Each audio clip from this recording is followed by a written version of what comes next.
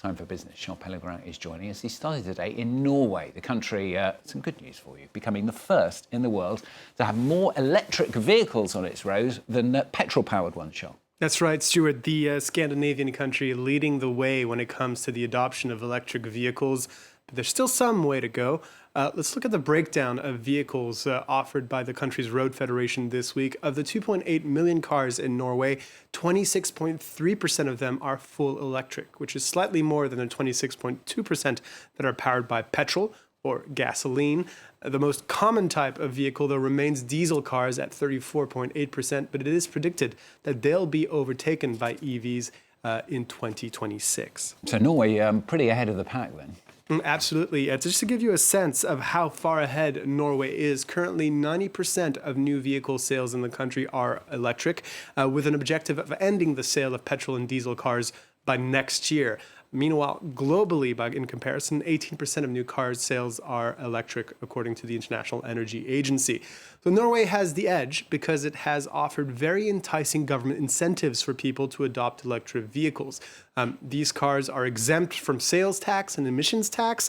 They pay lower tolls and parking fees, and they're allowed to use the bus lanes. Another factor is that Norway, I mean, let's be honest, it's a pretty wealthy country, isn't it? And ironically, because of its massive oil reserves, which means its government regularly runs a budget surplus, a surplus that was worth 16.3% of its GDP last year. This means the government can afford these incentives without ruining public finances, and Norwegians are more likely to afford the higher upfront costs involved when buying an electric vehicle. On top of that, the country was also able to afford investing in its charging infrastructure, with over 3,400 public charging stations in the country last year and over 7,000 fast chargers. All of this explains why Norway is not just ahead of the pack, but still progressing on the EV transition. While in the EU and the US, well, we're seeing auto manufacturers slowing down their rollout of EVs because high interest rates or a lack of a robust enough charging network.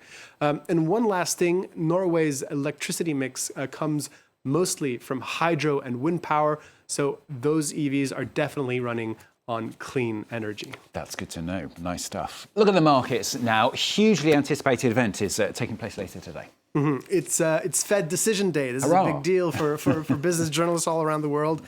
Later this Wednesday, the U.S. Federal Reserve will be publicizing its next rate decision, which is widely expected to be a cut for the first time in 4 years, a signal that we've reached the end of a cycle, that inflation has been brought under control, and it is now time for money and credit to be comparatively more affordable. The U.S. still being the world's leading economy, this decision has an effect on loans, mortgages, credit cards, and savings all over the world.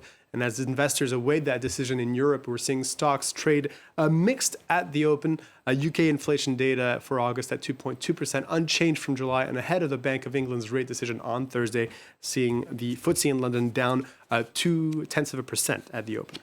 Fascinating story from Charlotte at the end here. A niche food product that recently went viral on French social media may become rather a victim of its own sudden success. And that product is El Morgen, a sweet hazelnut spread made in Algeria.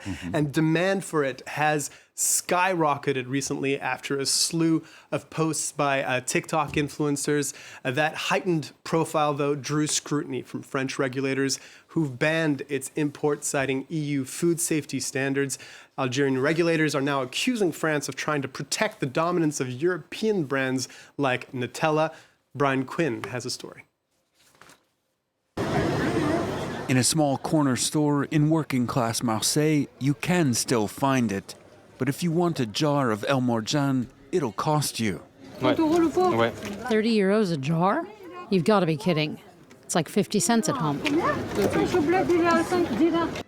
The sweet, creamy hazelnut spread has become so popular in France over recent weeks that its price has at least quadrupled. That sudden success may have been its undoing. Its import is now banned, the French Ministry of Agriculture citing Algerian livestock health and food safety standards.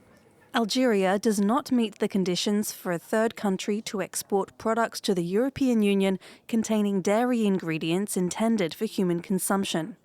Algeria's Consumer Protection Association says the ban is unjustified. It's accusing France of seeking to protect European nut spreads like Nutella from the Italian sweets giant Ferrero. Ferrero, for its part, denies any involvement in the ban.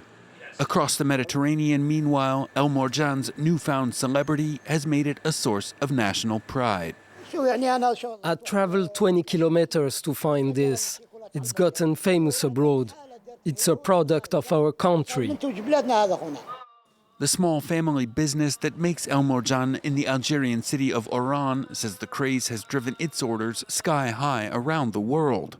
But in France, where it started, shipments remain blocked at the border. An official investigation has been launched to determine how it has managed to be imported up to this point.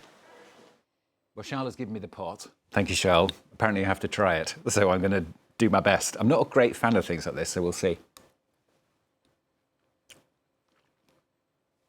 It's not bad.